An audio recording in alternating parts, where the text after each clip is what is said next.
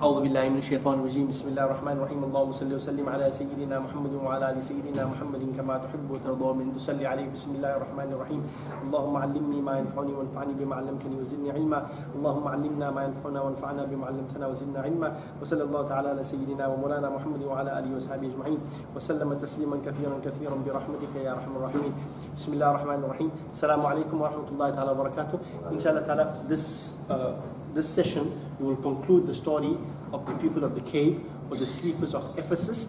And as I had discussed last week, some of the dominant themes and the lessons that were taught in the story of the people of the cave was, number one, theology.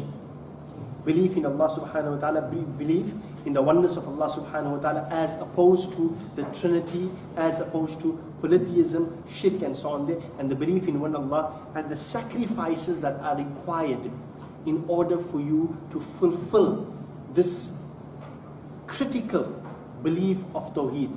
People have died, people have given their lives, right? People have lost their life, people have been oppressed, people have been tortured simply because they say La ilaha illallah. And this is a dominant theme in the Holy Quran, when people receive a great deal of harm and difficulty and so on.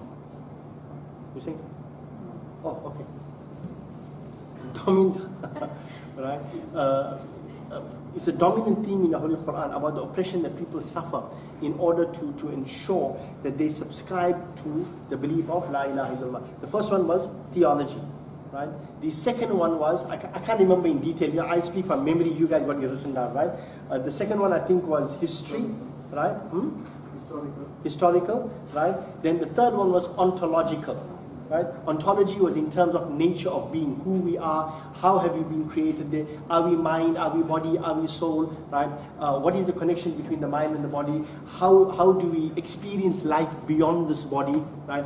What are some of the realities of the soul in terms of its connection with the body, and how when the soul is removed from the body, right, it can still maintain and sustain a link with itself, with the body. And this is all the stories that are given in the example of Al Kahf, where they slept for over 300 years. But their body in no way deteriorated, nor was there acceleration of growth, nor was there muscular atrophy, right? Nor did they suffer from bed sores, pressure sores, because Allah subhanahu wa ta'ala kept on changing them. Right? And moreover, all of the systems, so to speak, shut down, but not to a point which would be detrimental to their health.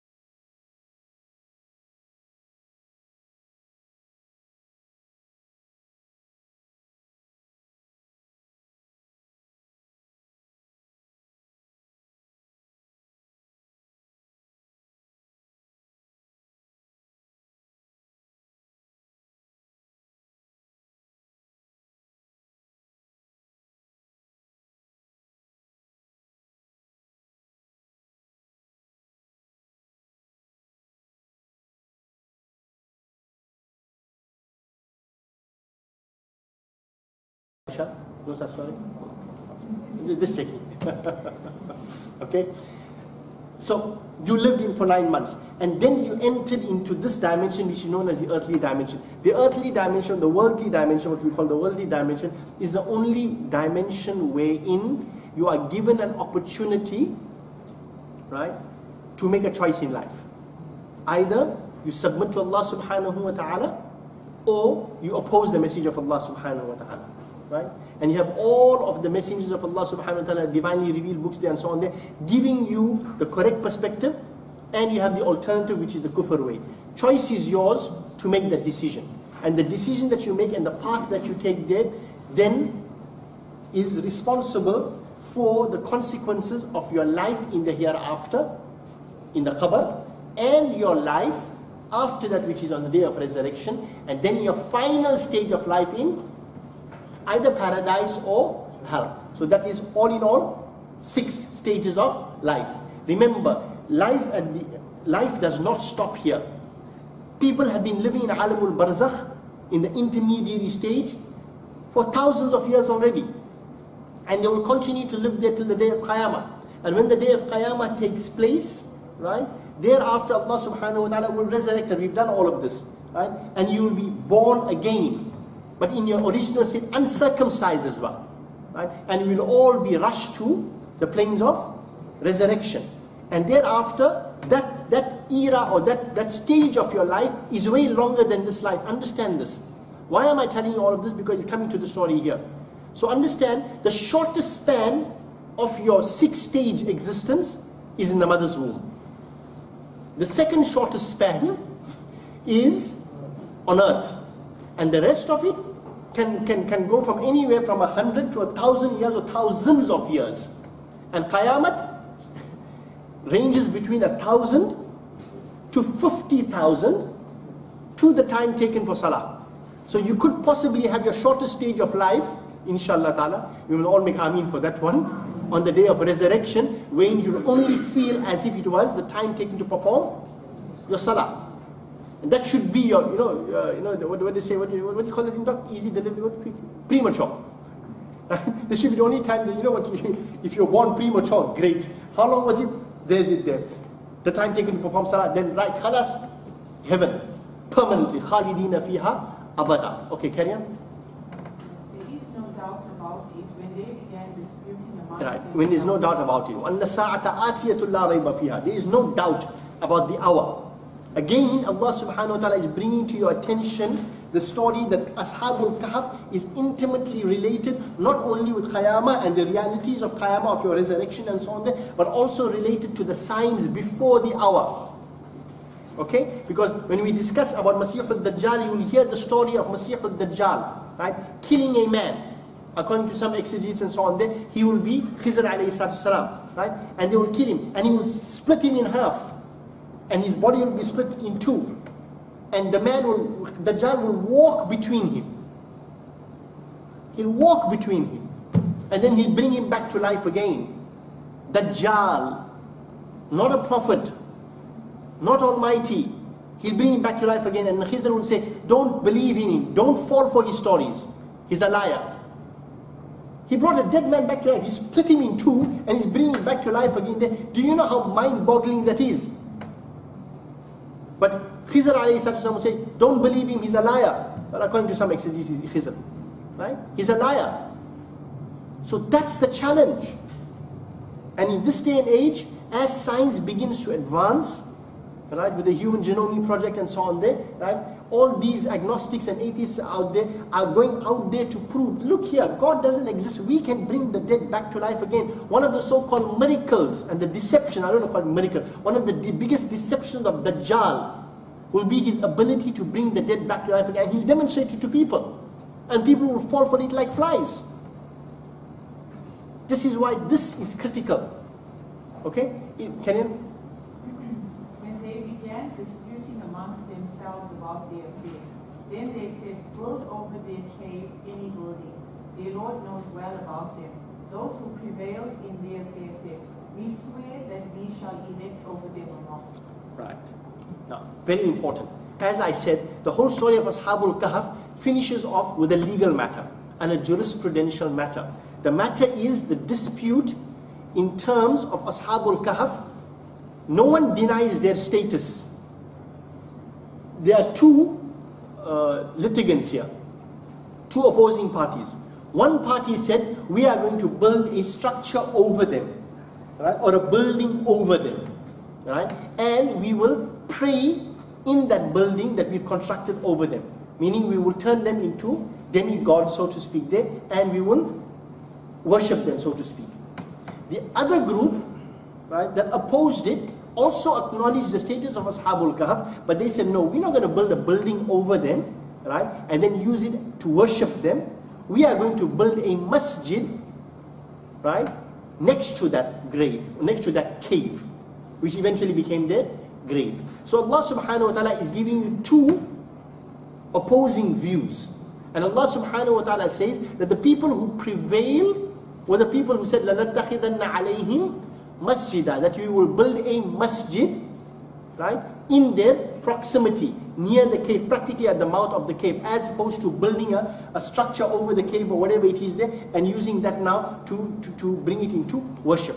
Now comes the issue, the legal issue, which is a very critical, topical issue currently within the Muslim community, particularly by one vocal extremist majority, who since 2011, 2012 have gone on a mass rampage of destroying the graves and the tombs of Anbiya, Sahaba, Shuhada and Awliya. All categories of the most noble and most beloved servants of Allah subhanahu wa ta'ala, they have not left any one of them. Yunus alayhi salatu wasalam's tomb, which is in called Mosul in Iraq. I don't know whether the guys who went to Baghdad went to Mosul. No. Right? Yunus alayhi salam, wa dhannun. Yunus alayhi salatu wasalam, Yunus ibn Matta, Yunus the son of Matthew. Right? His masjid, beautifully built. Right? In the masjid was his tomb. When I went to Yunus alayhi salatu wasalam's tomb, right, it hadn't been built at that time. Right? Brought to the ground. Brought to the ground. Right? The Umayyad Masjid in Damascus, where Yahya alayhi salatu wasalam's tomb is to be found inside the masjid, John the Baptist, also raised to the ground. I don't know what happened about the tomb inside, but I pretty much think so because they bombed the whole masjid. Right? Brought to the ground. Right? Like that Sidi Ahmad Zarruq's tomb, Waliullah, right, in Tripoli, brought to the ground. Some tombs in Somalia, brought to the ground. Imam al-Nawawi's tomb, destroyed, brought to the ground. Sultan Salahuddin Ayyubi's, if I'm not mistaken, also brought down to the ground. Right? And so many other places of reverence in the Muslim community and places of great friends of Allah subhanahu wa ta'ala, ranking from prophets to shuhada to sahaba. Sahaba, I don't know whether you saw that. One of the first few ones which were in Libya was that of a sahabi of the Holy Prophet alayhi salatu wasalam. Right? The jokers destroyed the tomb. Destroyed the whole, the tomb over it, right? The gumbad, the dome over it. Then they went inside, they destroyed the tomb covering the grave itself. Then they uprooted the body. Don't you remember the photographs? They took out the body, right? They kept it in one, in a green chadar, they put it right, but they didn't show the body, the kafan or anything. They took out the body and left it there, and then they went and buried it in a normal grave. The biggest question was, Hazrat, right? You remove that body after plus minus 1400 years. The body hasn't decomposed. Right? The kafan is still like that. Right? Did he just not prove you guys wrong? Did he not just prove you guys wrong?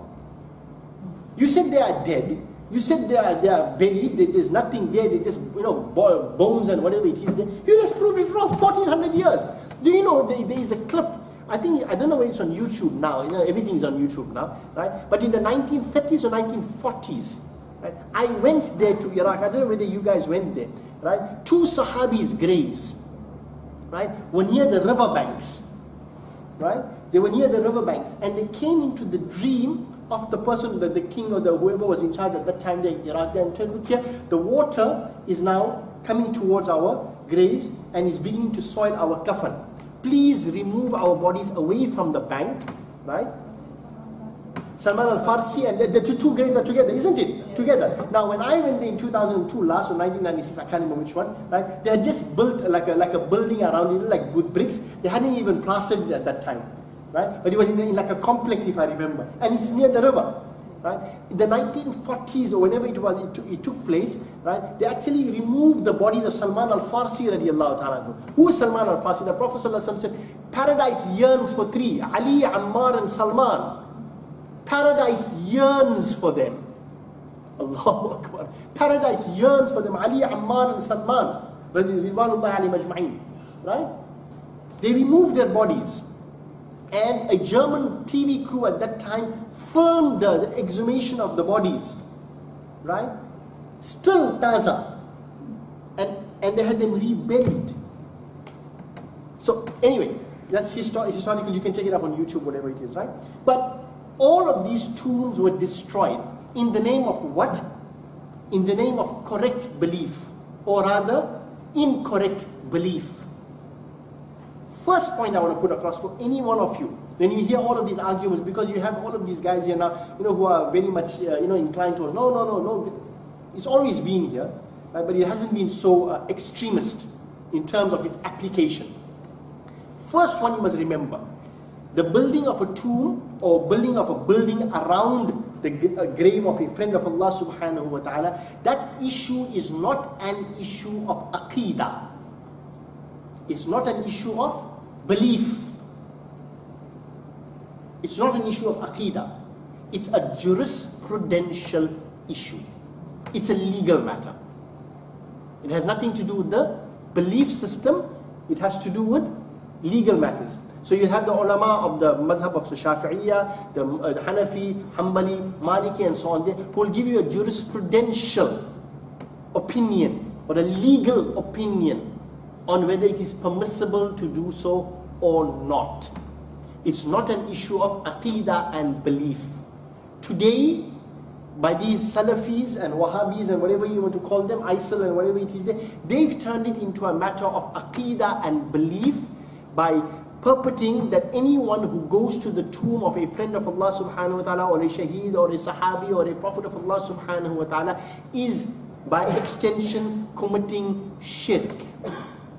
Now there is no greater sin in Islam than the sin of shirk. So they turn a legal matter into a matter of belief. And the way they put it across, very few of you, if you even know the argument, would have ever heard that this matter is a legal matter and not a matter of aqeedah and belief. It's a legal matter.